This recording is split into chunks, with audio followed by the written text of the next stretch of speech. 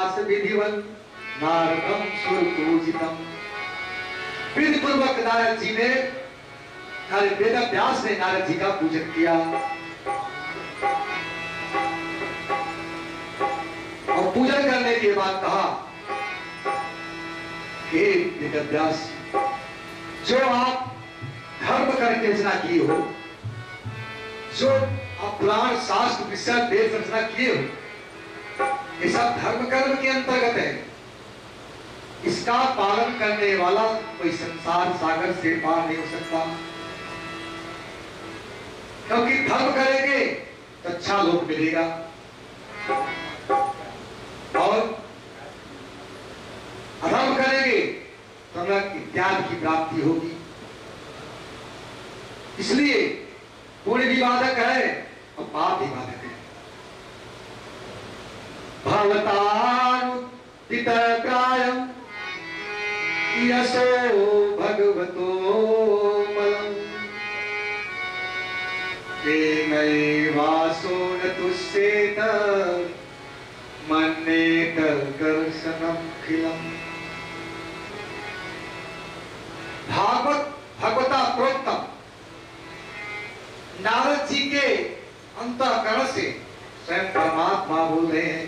देखने में लग रहा है तो नारद जी बोल रहे हैं, लेकिन यह परमात्मा उनके अंदर से बोल रहे हैं कि महाभागवत व्यास जी, जो रचना किए हैं धर्म कर्म के अंतर्गत है, इसका पालन करने वाला भगवत प्राप्ति नहीं कर सकता, इसलिए आपको संतोष है। जो काम भगवान नहीं कर सकते वह काम भगवान की कथा कर सकती है। परीक्षित के जन्म के समय भगवान उत्तरा के घर में गए और परीक्षित की रक्षा की, लेकिन जब मृत्यु आई तो मृत्यु के समय रक्षा नहीं कर सके, उस समय कथा ही रक्षा किया। नारद जी ने कहा, देखिए देवर्षि, मैं पहले जन्म में दासी का पुत्र था।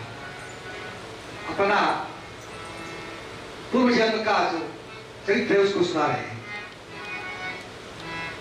दासी का पुत्र था, मेरी मां दासी थी, सभी के यहाँ एक प्रकार के कार्यों में लगी रहती थी। एक दिन की बात है, कुछ महात्मा लोग आए, इसलिए चतुर्मासा करने के लिए। उसी कार्य में मेरी मां भी की सेवा में नियुक्त कर दी गई। महात्मा लोग जो इच्छा होती थी वह सबको पूर्ण करती थी, मां सेवा में लगी रहती थी।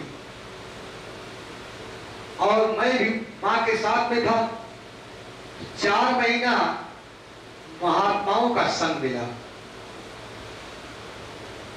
उनकी झूठी प्रसादी को खाते खाते मेरे अंदर कर्मता में भक्ति का प्रादुर्भाव हुआ। 4 महीना बीता, वो महात्मा लोग जब जाने लगे, चतुर्मासा पूर्ण हुआ, तो मैंने उनके लिए व्याकुल हो गया। मैं उनके लिए व्याकुल हो गया और साथ जाने के लिए तैयार हो गया। उसी समय महात्माओं ने कहा, बेटा अभी तुम्हारी उम्र नहीं है, तुम्हारे ऊपर तुम्हारी मां की जिम्मेदारी है, उसको देखो, इसके बाद तुम फिर आना। उन्होंने वासुदेव गायत्री का मंत्र दिया, ओम नमो भगवते तुभ्यं वासुदेवाय धीमहि पदोंगाभ्यां निरुद्धाय नमः संकर्षणाय च। इस प्रकार वासुदेव गायत्री का मंत्र दिया, जपने लगी। एक दिन की बात है, मां गाय धोने गई और नीचे सर्प था, सर्प ने मां को डस लिया, मां की मृत्यु हो गई। संसार में दिखाने के लिए मैं तो बहुत रोया, लेकिन अंदर अंदर बहुत खुश हुआ, जिम्मेदारी खत्म हो गई। चलूंगा भगवान के भजन के लिए। भगवान के विरह में व्याकुल होकर के ध्यान उत्तर की दिशा में चला, उत्तर की दिशा में चला और आगे बढ़ा तो मुझे भगवान का स्वरूप दिखाई दिया। मैं उसको पाने के लिए व्याकुल हो गया। आकाशवाणी की बेटा, तुम इस जन्म मुझे प्राप्त नहीं कर सकती। जब तुम ब्रह्मा से उत्पन्न होगे उसी समय मुझे प्राप्त करोगे। देखिए, नारद जी जिसको मिले उसको परमात्मा भी मिल गए, ध्रुव प्रहलाद और बहुत से लोगों को मिले। नारद का मतलब होता है जिसकी बात कभी रद्द न हो, वो नारद। नारद ज्ञानम ददाति इति नारद, जो ज्ञानी को ज्ञान प्राप्त प्रदान करता है वह नारद है। नारद अज्ञानम दति खंडित नारद। इसलिए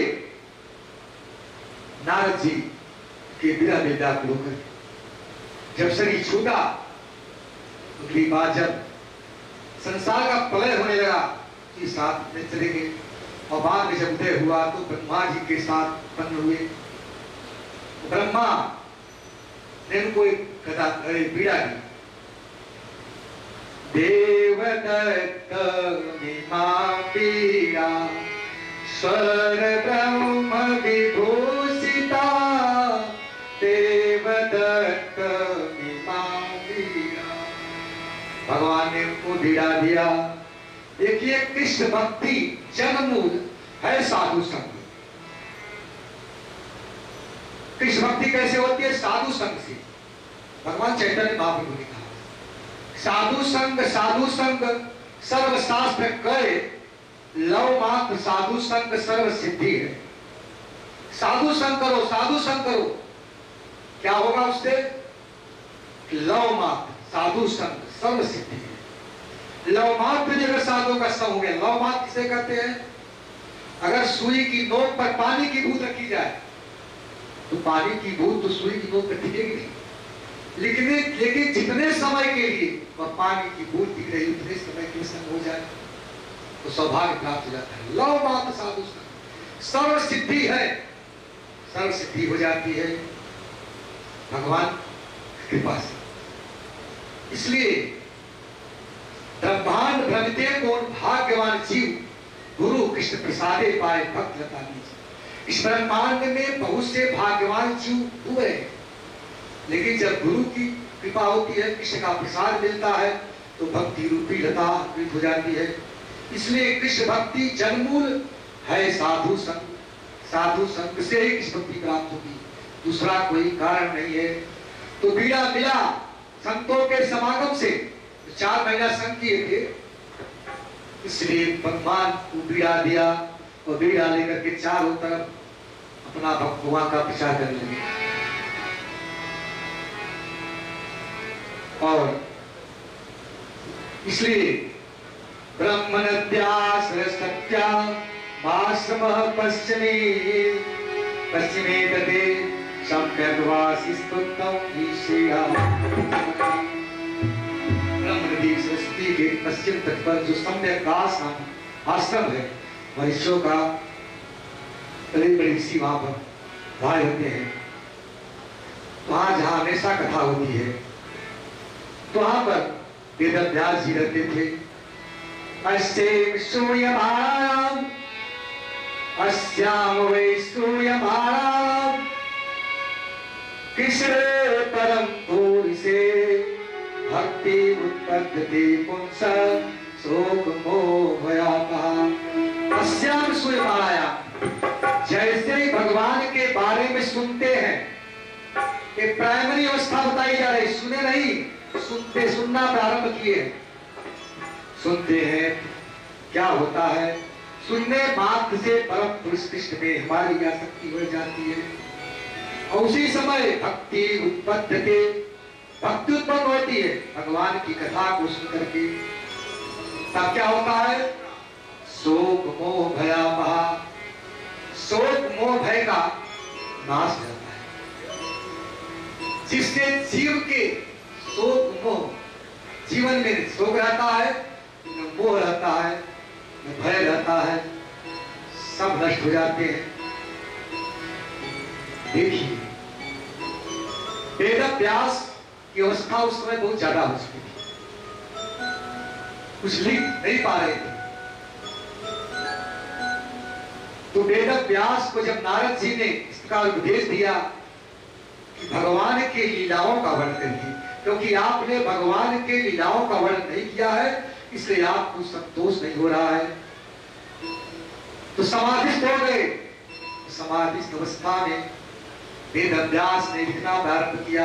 सम्यक प्राशास्त्र बद्धिकासन में सरस्वती तट पर आचमन किए और गणेश जी का आह्वान किए। तो श्रीमद् भागवत को गणेश जी ने लिखा है, प्रवचन किया है वेद व्यास जी ने। भागवत तो लिखा जा चुका है। को पहले जमनी पंचाम सुमंत्र जी को दिए, योग पातंजलि जी को दिए और इतिहास पुराण भर्षण जी को पढ़ाया। भागवत किसके, भागवत को देने, भागवत को लेने का अधिकारी कोई नहीं मिला। तो सोचिए ऐसे पुत्र को उत्पन्न किया जाए जो भागवत पढ़े।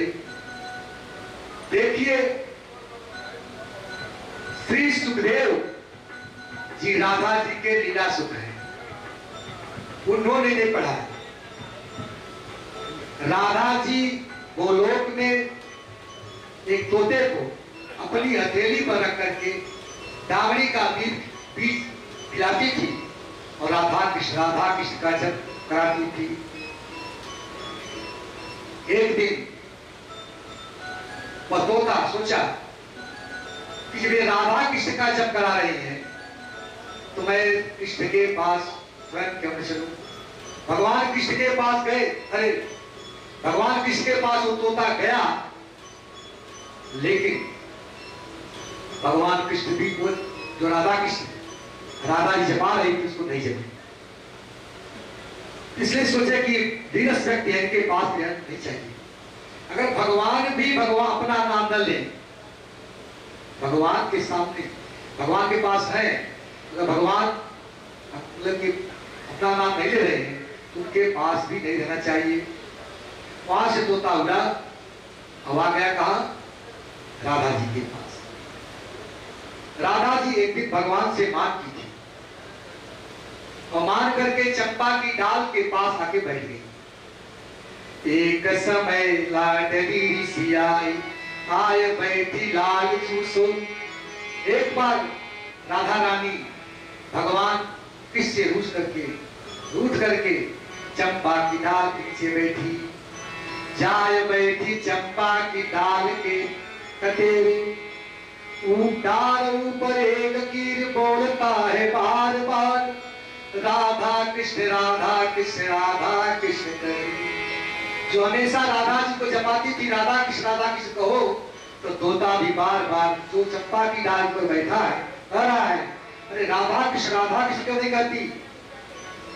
ताहू सो लाडली सी आई बोली क्यों रे की। इतने पर राधा जी ने रूठ करके बोली, क्यों रे तोते, कटहू बिनोन पुर के चुप क्यों न रह रे। अरे कटे पे नमक क्यों छिड़का है, अरे मुझ चुप क्यों नहीं रहता।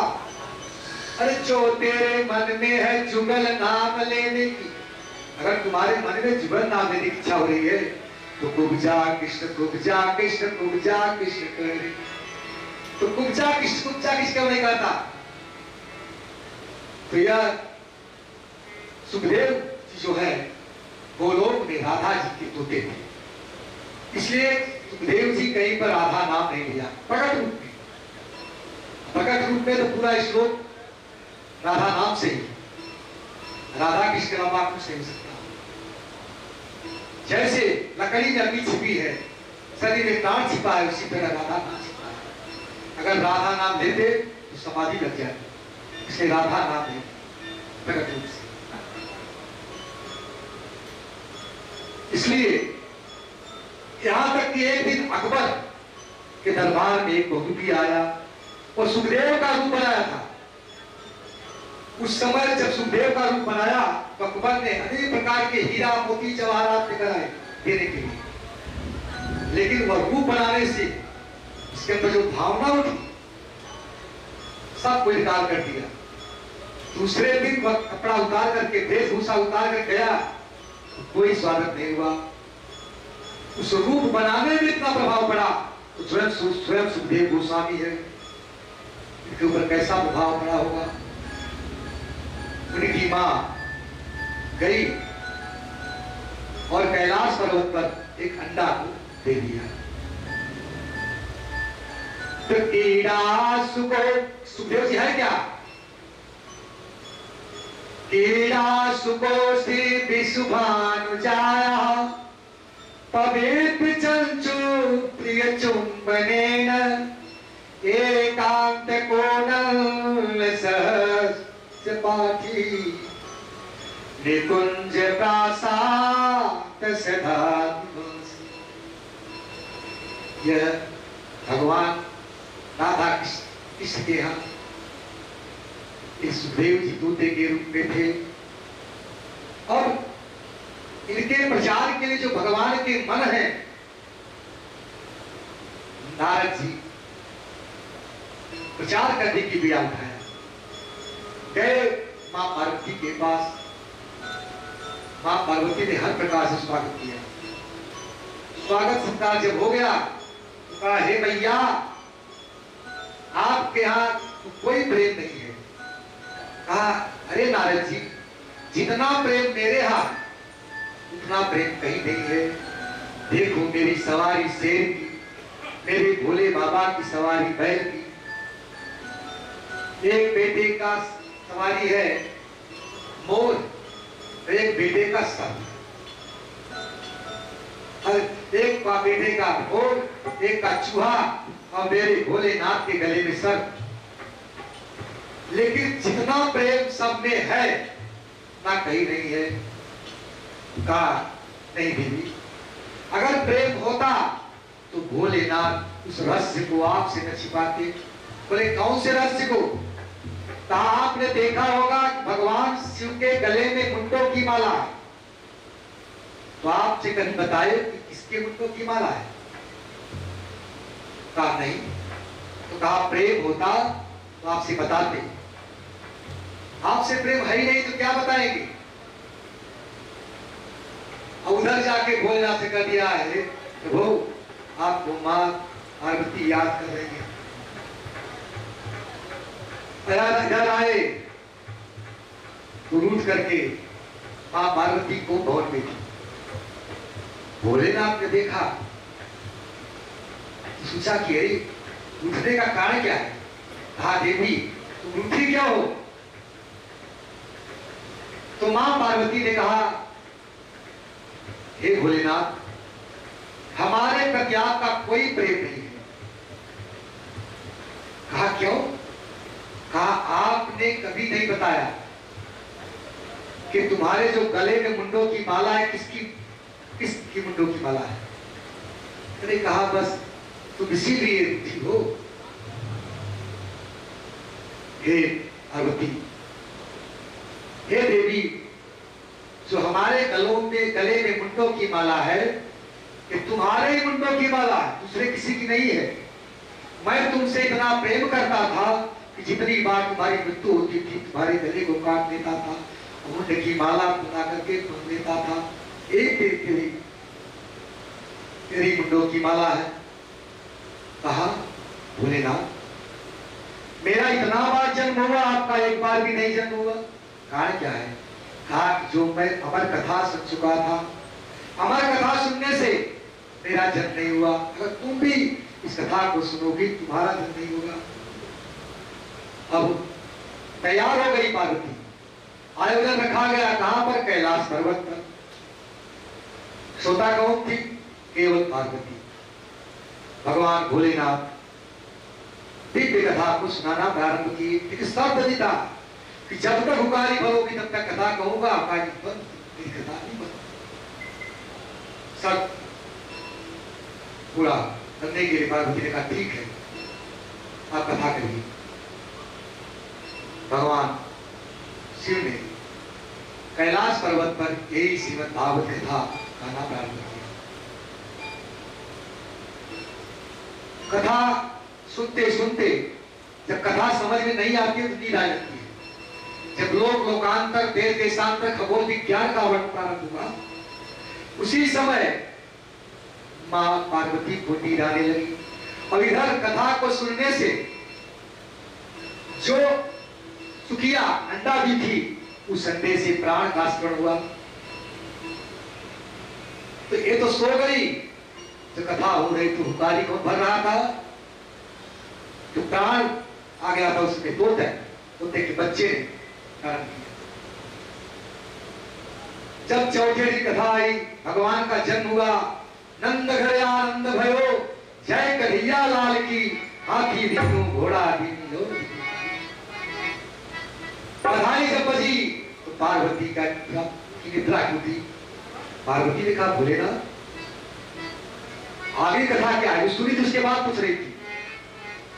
कहा देवी मैं इतनी कथा कह गया, अभी पिछली कथा तुम पूछ रही हो।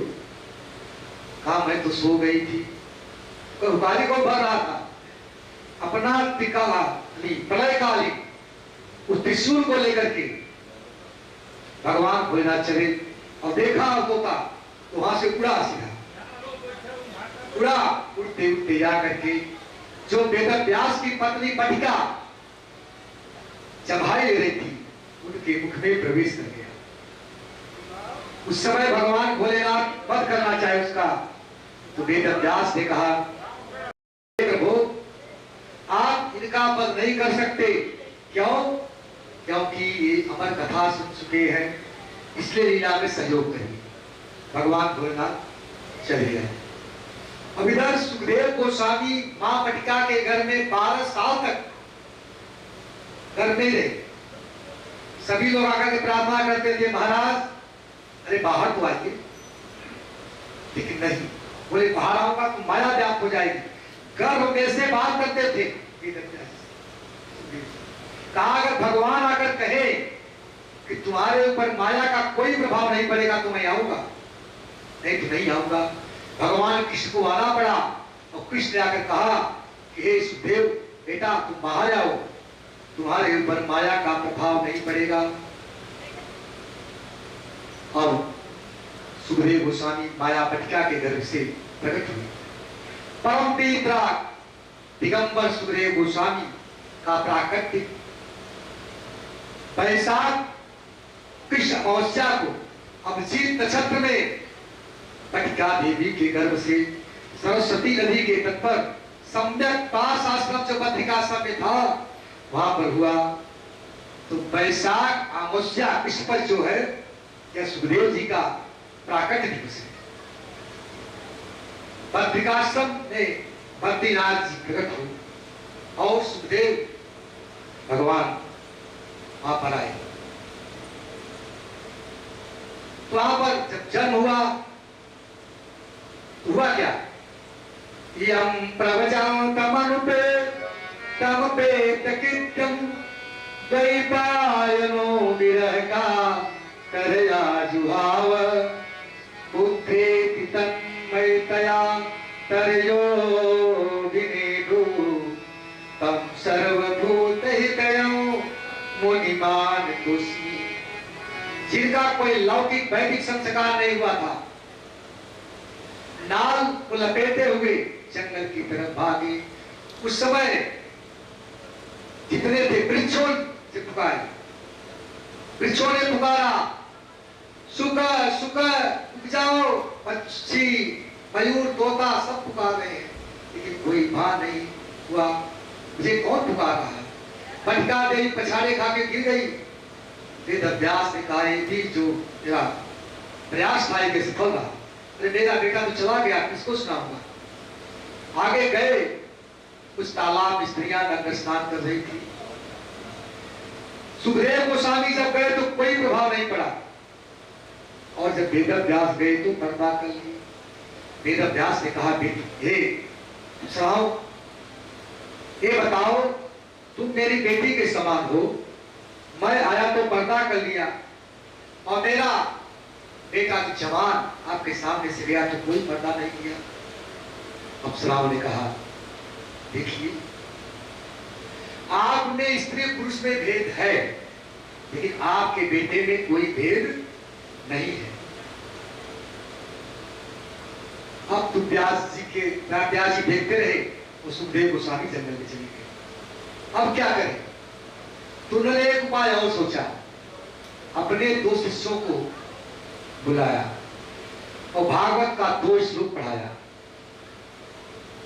बरहा पीडम नटवर बपू, बरहा पीडम नटवर बपू, कर्णयो कर्णिकाओ, विप्रद्वास कनक कपीसौ, वैजंती जमाल, हिंदारण्यम सपदरवणम, प्राविशति गीत कीर्ति। बरहा पीडम नटवर बपू, कर्णयो कर्णिकाओ, विप्रद्वास कनक कपीसम, वैजंती जमाल, रंधार वेणु उदर सुधया, पुरजन गोप वृंदय, वृंदारण्यम सपदरवणम। भगवान कैसे है? बरहा पीडम, इसकी व्याख्या देवगीत में होगा। मोर का मुकुट लगा के आए, नट है लेकिन गोपियों का बर बनकर आए। नटवर बपू, कर्णयो कर्णिकार, कानों में पीले रंग का फूल है।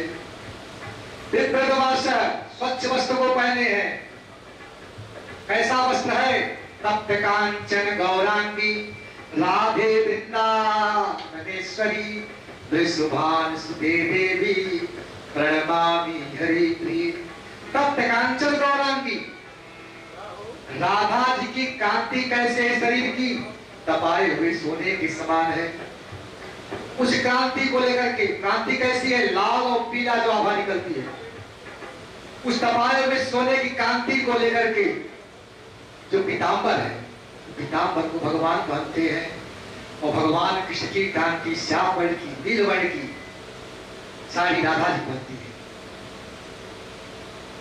इसलिए कर्णयो कर्णिकार, बरहा पीडम नटवर बपू, कर्णयो कर्णिकार, विप्रद्वास कनक कपीसम, वैजंती जमाल, रंधान वेणु उदर सुधया। वो वेणु को बजाते भगवान जा रहे हैं वहां पर, कहा? जंगल में। इसलिए गाय गुजराने के लिए जा रहे हैं। इस अवस्था को देखा तो सुखदेव गोस्वामी का पूरा ब्रह्मांड गायब हो गया सुंदरता को देख करके। इसके बाद सोचे कि ठीक है, ऐसे है, लेकिन मेरा कल्याण होगा कि नहीं।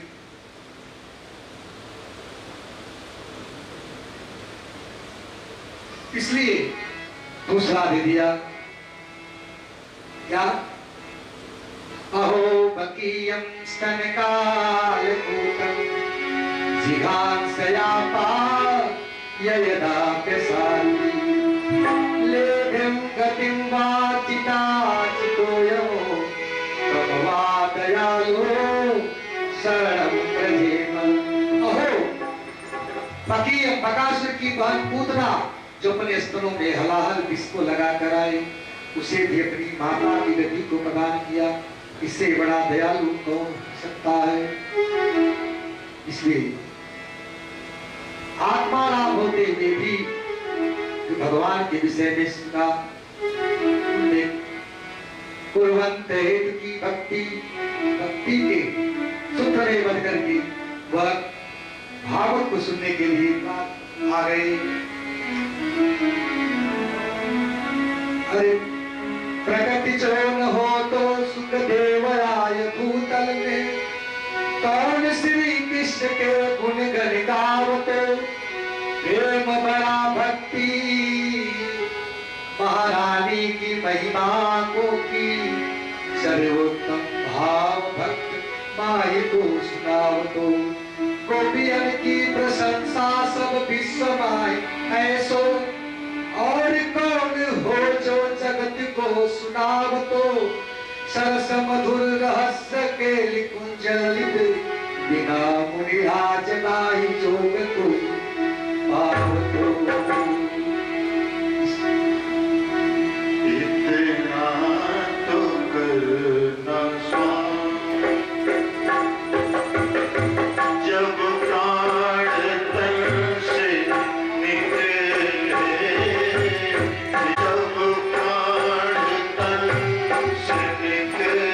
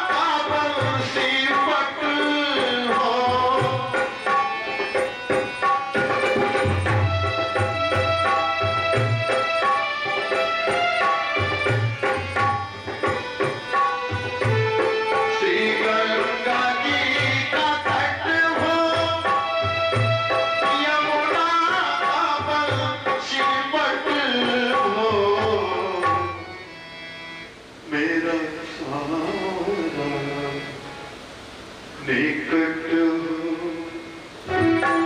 मेरा सांवरा निकट हो यह प्राण तन से निकले मेरा सांवरा निकट हो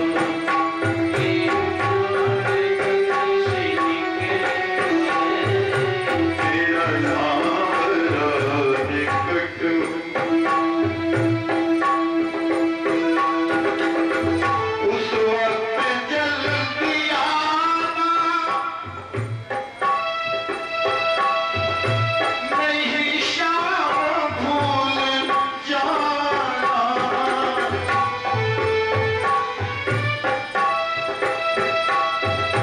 नहीं शाम भूल जाना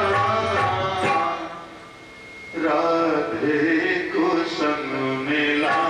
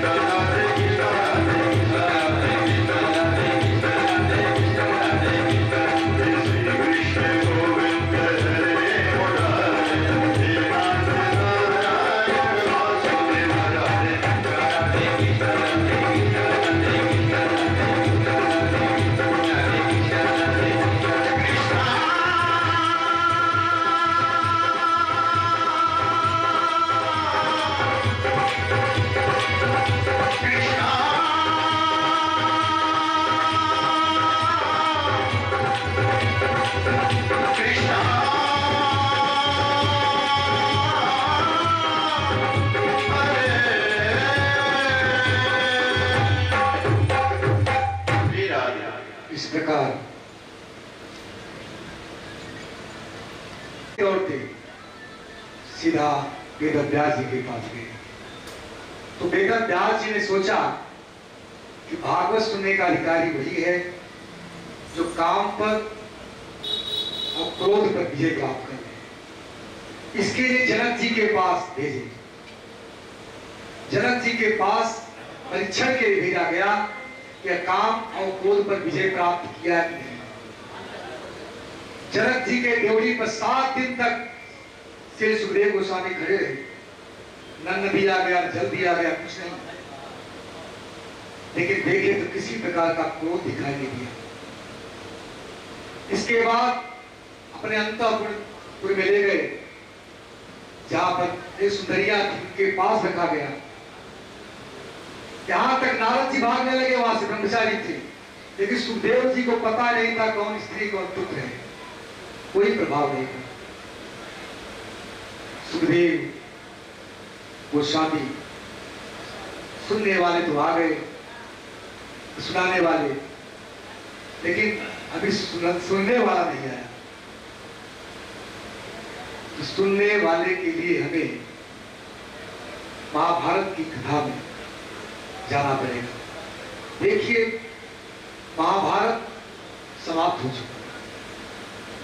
सभी कौरव जो थे मारे जा चुके थे, तो दुर्योधन बचा था। सभी की लाश कौवे चील रोज सोचे खा रहे थे। सभी के स्त्री से दुर्गंध आ रही थी। और इधर दुर्योधन बड़ा सिंह था। उसी समय उसका मित्र अश्वत्थामा वहां पहुंचा। कहा, देखो दुर्योधन, आपके सभी भाई मारे गए और पांडव 5 के 5 बचे रहे। तो जब तक मैं 5 पांडवों का सिर लाके आपको नहीं दूंगा, तब तक मैं आपका मित्र कहलाने का अधिकार नहीं दूंगा। इस बात को कह करके अश्वत्थामा वहां से चल दिया। एक वृक्ष के नीचे पहुंचा। उस वृक्ष पर एक उल्लू बैठा था। रात्रि की वेला थी। तो देखे कि असहाय अवस्था में उल्लू ने कई कौवों को मार के गिरा दिया। सब बहुत मार हो गए। फिर भी सोचा कि असहाय अवस्था में किसी को भी मारा जा सकता है। ये उल्लू से शिक्षा ली, गुरु बनाए उल्लू को। और भगवान को मालूम पड़ गया कि अश्वत्थामा करने वाला है। वो जाकर 5 पांडवों से कहा, देखो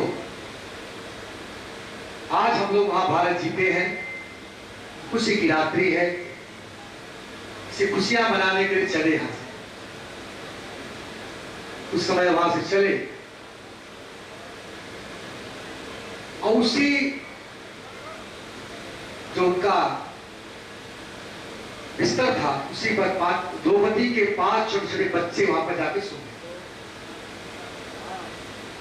सो गए। और अश्वत्थामा पहुंचा, 5 बच्चों का सिर शरीर से अलग कर दिया और कपड़े में बांध करके वो लेके चला। कहा, दुर्योधन के पास। दुर्योधन से कहा, हे मित्र, देखिए मैं आपका प्रिय करने के लिए 5 पांडवों का सिर लेके आया हूं। दुर्योधन को शंका हो गई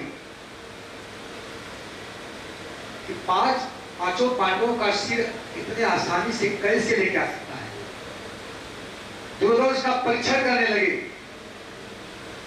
तो सिर को जब दबाया तो ककड़ी की तरफ फूट गया, छोटे छोटे बच्चों का सिर। दुर्योधन को बहुत कष्ट हुआ। अरे अश्वत्थामा, तुम मेरे कुल में जलांजलि देने वाला भी कोई नहीं छोड़ा। बहुत कष्ट हुआ। ये तो छोटे छोटे बच्चों का सिर है। उसी समय बहुत कष्ट हुआ, अपने प्राण का परित्याग कर दिया। इधर द्रौपदी को मालूम पड़ा। द्रौपदी विलाप करने लगी। माता शिशूना निधनम सुताना निसौम्य घोरौ परितप्यमाना तदारुदव्यास्पकलाकुलाची तां सांत्वयन्नाह किरीटमाली। जब विलाप करने लगी अपने पुत्र के वियोग में, उसने किरीट माली अर्जुन ने संतावना दिया कि हे देवी, मैं उस हत्यारे का सिर काट के लाऊंगा, उसी के सिर पर खड़ी होकर तुम स्नान करना। अब इधर दुर्योधन मर चुका था, वह सब थामा, अर्जुन के डर से भागा, रथ को लेकर भागा। तमापतंतम सविलक्ष्य दूरा कुमारो दीप्न मनारतेन पराक्रमत्वा प्राणपरीप्सुरूप्या यावद्गमं रौद्र भयादथार्क। वह उसके अर्जुन के रथ को देख करके भागा। कैसे भागा? यहाँ पर दो उदाहरण दिए हैं सुखदेव गोस्वामी ने। पहला कहते हैं थार्क, अर्क माने सूर्य, अब कम माने ब्रह्मा। ब्रह्मा ने एक बार जब सरस्वती को उत्पन्न किया, अपनी पुत्री पर आसक्त हो गए, तो उस समय त्रिशूल लेकर के भगवान भोलेनाथ का पीछा किए, उनके डर से ब्रह्मा चला गए। और एक बार विदुन माली व्रत मिला था, जो सूर्य ने जला दिया, उनके प्रकाश को धूमिल कर आता जला दिया, तो उस त्रिशूल को लेकर के सूर्य के सामने सूर्य को दौड़ाए, और सूर्य भी जाकर के दौड़ते दौड़ते बनारस में गिरा एक कुएं में, जहां पर गुलाल उसका नाम पड़ा। इसलिए जिस प्रकार ब्रह्मा और सूर्य शंकर के त्रिशूल के भय से भाग रहे थे, उसी तरह आज अर्जुन के बाण से अश्वत्थामा भाग रहा है। भागते भागते ब्रह्मास्त्र का संधान कर दिया। जब कोई रास्ता नहीं मिला तो ब्रह्मास्त्र का संधान किया, और लगा कि पूरा संसार जल जाएगा। अर्जुन भागते भागते आए। कृष्ण कृष्ण कृष्ण महाभाग भक्तानां भयंकर त्वं एको दैवाना वर्गोसी संचिते। हे कृष्ण, भक्तों को भय देने वाले प्रभु, हम लोग ताप से जल जाएंगे, रक्षा करिए। क्या है? काय ब्रह्म अश्वत्थामा के द्वारा छोड़ा हुआ ब्रह्मास्त्र है। ये चलाना तो जानता है, लेकिन लौटाना नहीं जानता। इसलिए अर्जुन, तो ब्रह्मास्त्र का संधान करो, इसी का समर हो सकता है। जैसे विष का समर विष से होता है, कांटा से कांटा निकाला जाता है, उसी तरह तुम ब्रह्मास्त्र का ब्रह्मास्त्र अर्जुन मंत्र को पढ़ करके ब्रह्मास्त्र का संधान किया। दोनों ब्रह्मास्त्र आपस में टकराए, लगा पूरा ब्रह्मांड जल जाएगा। भगवान कृष्ण दो ब्रह्मांड चक्र से दोनों ब्रह्मास्त्र आपस कर दिया। और इधर अर्जुन अश्वत्थामा को बांध करके अपने रथ में लेकर के आए। बात करके जैसे पशु को लाते उसी तरह ले रहे। दशा को देख करके द्रौपदी चिल्लाते, मुझता ब्राह्मण मिथिला, छोड़ दो, ये ब्राह्मण है, दूसरे मेरे गुरु है। देखिए, जैसे मैं अपने 5 पुत्र के वियोग में रो रही, उसी तरह मेरी गुरु माता भी के वियोग में न रोए। अपने पुत्र की चिंता नहीं है द्रौपदी को, लेकिन अपने गुरु पुत्र की चिंता है। पापम स्थिति नाथ विदति, सारे पाप का प्रायश्चित है, लेकिन कृतज्ञता के पाप का प्रायश्चित नहीं है। एक बार शंकराचार्य वाराणसी आए, वहां पर बाबा भोलेनाथ ने एक लीला कर दी। लीला क्या की? एक मनुष्य की खोपड़ी ली, और उस अपवित्र मनुष्य की खोपड़ी में कुत्ते का मांस भरा। एक हाथ में गंगा जल को लिया, छिड़कते हुए उस खोपड़ी में कुत्ते का मांस भर लेके जा रहे थे। उसी समय शंकराचार्य ने कहा, अरे स्वच्छ चांडाल का उद्धार क्यों? एक तो तुम्हारे हाथ में अपवित्र मनुष्य की खोपड़ी है, उससे भी अपवित्र कुत्ते का मांस भरा है, तो तुम किस लिए गंगा जल को छिड़क के चल रहा है? कहा, महाराज मैं इसलिए गंगा जल को छिड़क के चल रहा हूं, कोई कृतज्ञ व्यक्ति तो नहीं आ रहा है, यह खाद्य पदार्थ तो है ही है, लेकिन कृतज्ञ व्यक्ति के आने से यह खाद्य पदार्थ भी खाद्य योग्य नहीं रह जाएगा, इससे कृतज्ञता से बड़ा पाप हुई है। तो हमारे गुरु जी ने इतना बड़ा हमारे ऊपर कार्य किया, हम उनके पुत्र का वध कर देंगे तो कृतज्ञता नहीं तो क्या है? छोड़ दो। दृष्टि ने कहा छोड़ दो, भीम से का नहीं भाग गए हैं। अब समस्या आ गई, भगवान के सामने समस्या आई। भगवान कृष्ण ने कहा, देखिए ब्रह्म बंधु न हन्तव्य आत्मजाई बराहर। ब्राह्मण अगर कोई है, बंधु है, उसका वध नहीं करना चाहिए, लेकिन आत्ताई है तो आत्ताई का वध कर देना चाहिए। और समस्या है, ब्राह्मण भी है, आत्ताई भी है, क्या कहते हैं? अरे पूजिए भी सकल गुण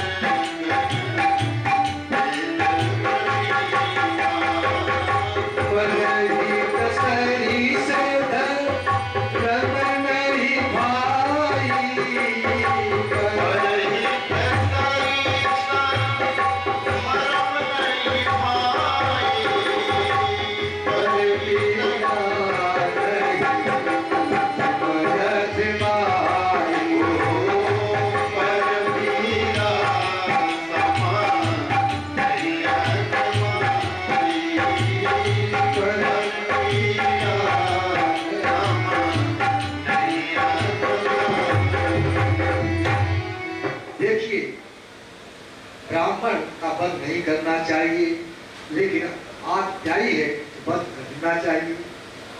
भगवान की बात को सुंदर के अर्जुन समझ गए और तलवार लिए थे, तलवार से अश्वत्थामा का शरीर का मुंडन कर दिया और उसमें बड़ी थी, बड़ी को निकाल ली, तेज हो गया।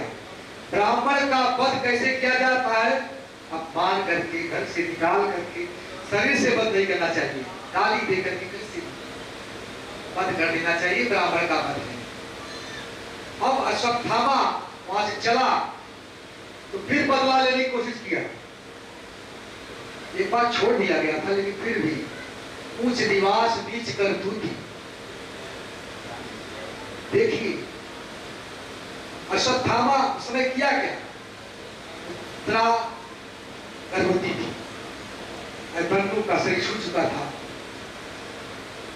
तो केवल एकमात्र वही कुल का दीपक था जो उसके उदर में था, उसी को नष्ट करने की योजना बनाया